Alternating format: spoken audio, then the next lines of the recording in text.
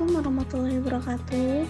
Perkenalkan, saya Murni Yoyinur dengan nomor induk siswa 8566600007 kelas 139 dengan dosen pengampu Ibu Susilawati Harahap SPD MSI dengan mata kuliah Praktikum IPA di Sekolah Dasar.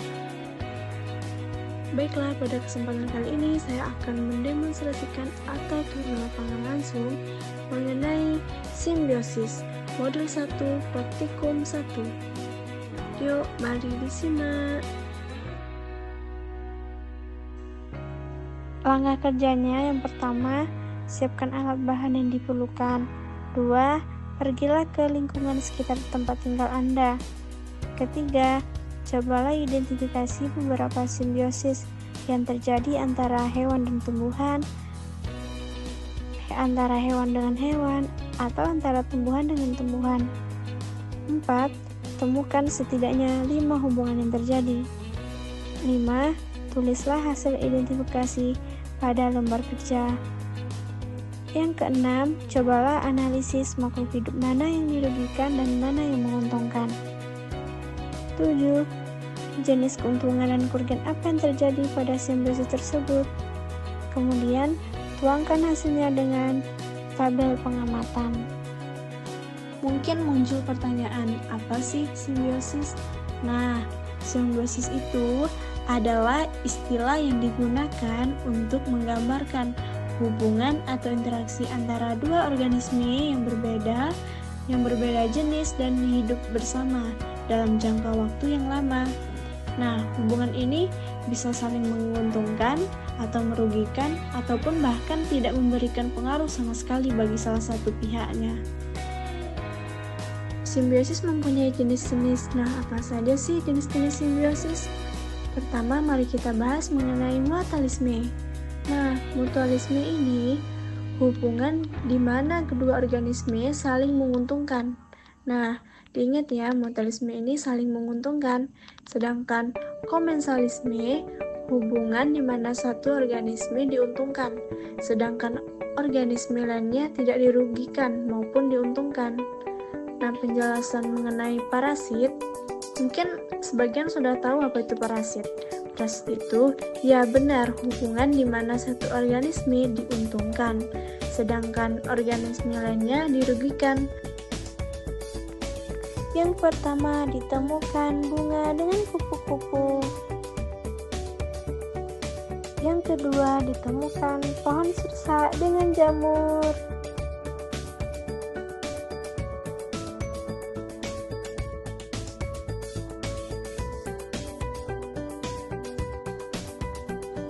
Dan yang ketiga, ditemukan pohon mangga dengan sarang burung.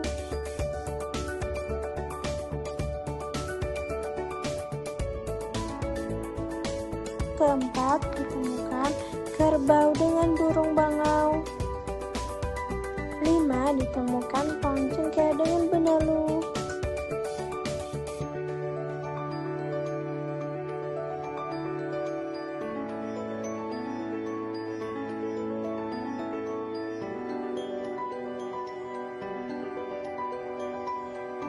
Ditemukan kucing dengan kutu. Nah, disajikan dalam bentuk tabel pengamatan. Berikut tabel pengamatan yang telah dilampirkan. Sedikit penjelasan singkat mengenai bunga dengan kupu-kupu mengalami simbiosis mutualisme. Kupu-kupu mendapatkan nektar sebagai sumber makanan dari bunga. Nah, bunga mendapatkan bantuan penyerbukan ketika kupu-kupu hinggap dan memindahkan serbuk sari dari satu bunga ke bunga yang lain yang membantu proses reproduksi tanaman. Nah, hubungan ini saling menguntungkan karena kupu-kupu memperoleh makanan sementara bunga dapat berkembang biak melalui penyerbukan. Pohon sirsa dengan jamur.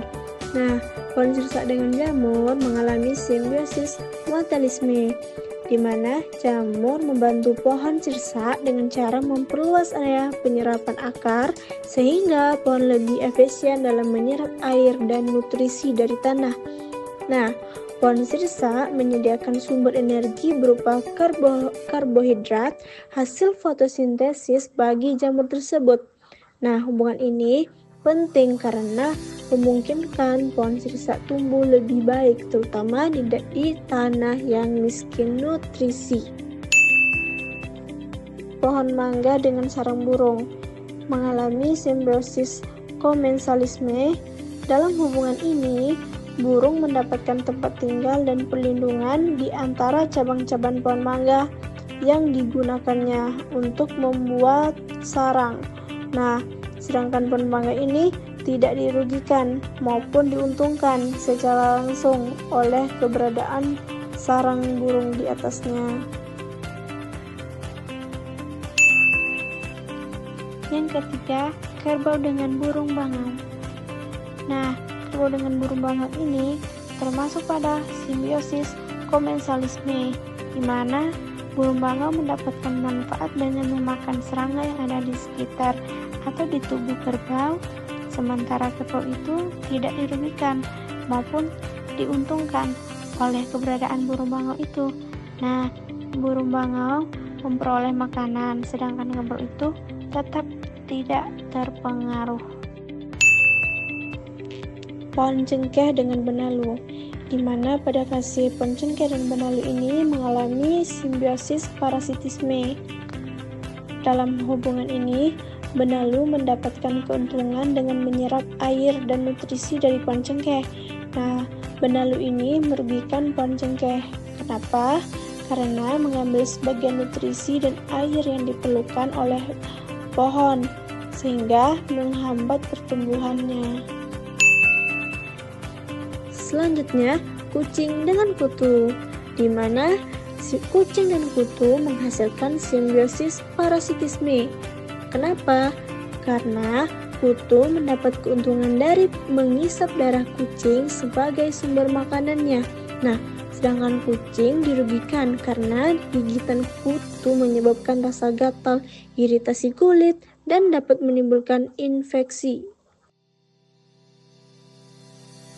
Dapat disimpulkan, simbiosis itu adalah interaksi antara dua makhluk hidup yang dapat dibedakan menjadi 3 jenis. Yang pertama tadi ada mutualisme, komensalisme, dan parasitisme.